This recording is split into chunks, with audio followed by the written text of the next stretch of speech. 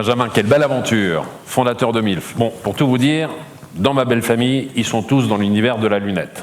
Et forcément, mon beau-frère connaît très bien Benjamin, ce qui m'a donné l'occasion de le rencontrer il y a quelques années, lorsque tu as mis en place ces lunettes MILF qu'on a vues et qu'on continue de voir fort heureusement. MILF, c'est Made in la France. Voilà, pas autre chose. Et puis voilà. Qui a pensé à autre chose? Et la manufacture alpine, ça c'est une belle histoire. Alors je te laisse peut-être nous la raconter succinctement si tu veux bien. Alors je vais essayer d'être bref. MILF, c'est né de... J'ai retrouvé des lunettes dans le grenier de Ski 3000 à la Clusaz où je travaillais. Je suis parti au Canada avec. Bon, il y avait déjà pas mal de...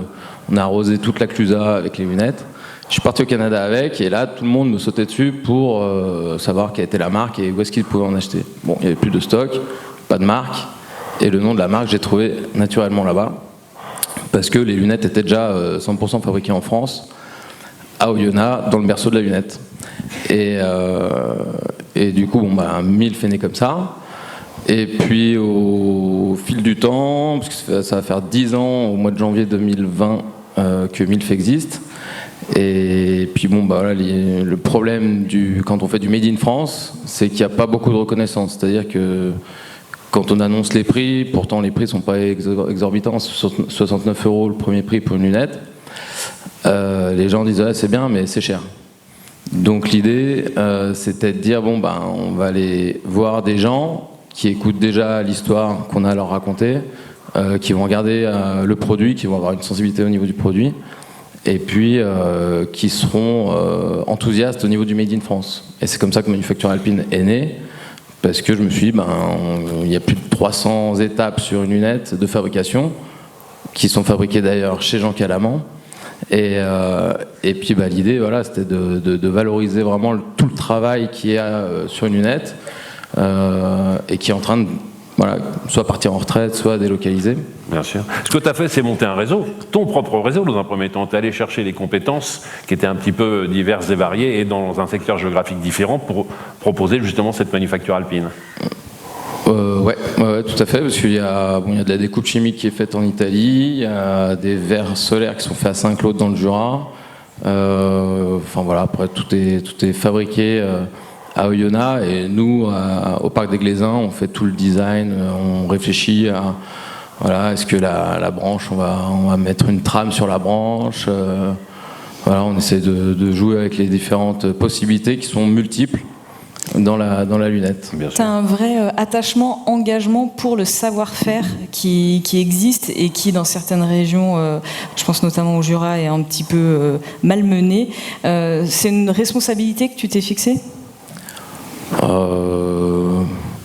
Disons que je fais avec mes petits moyens du bord. J'essaie d'être en phase avec mes convictions. La question s'est posée quand j'avais un petit coup de moins bien au niveau de l'entreprise, de dire qu'est-ce que je fais ? Je vais faire du volume, je vais en Chine, je fais du volume, je vends de la lunette pas chère, mais j'en vends plein, et puis je vais gagner de l'argent comme ça. Et en fait, je me suis dit, non, parce que déjà le Made in China, tout le monde sait en faire. Il y en a qui le font très bien. Et justement, moi je défends le Made in France depuis le début que j'ai créé la société. Et du coup, il faut rester en phase avec ses convictions. Et c'est pas évident tous les jours, notamment au niveau des artisans du Made in France. C'est-à-dire que le Made in France, on sait quand on commande, on sait jamais quand on est livré. Donc, mais ça fait partie du jeu. Donc il faut avoir un peu de temps devant soi. Il faut avoir un peu de stock, c'est un peu le truc. Alors c'est le problème, c'est qu'on stocke pour les fournisseurs et pour les clients. Ouais. Voilà. Quand tu parlais des Glaisins, c'est un bassin d'entreprise aussi très intéressant. Et comme les réseaux, comme le réseau des fondus, c'est l'occasion d'aller rencontrer des gens qui sont dans un secteur pas forcément trop éloigné du tien, dans lequel tu te dis, il y a peut-être une opportunité de business, peut-être qu'on peut développer des produits ensemble. Est-ce que c'est déjà quelque chose auquel tu penses ? En fait, on avait essayé justement avec une marque de lunettes qui est très connue aussi sur Annecy, qui s'appelle Shelter. Et on s'est dit, autant, mutualiser les achats au niveau des verres solaires et sur des trucs qu'on pouvait.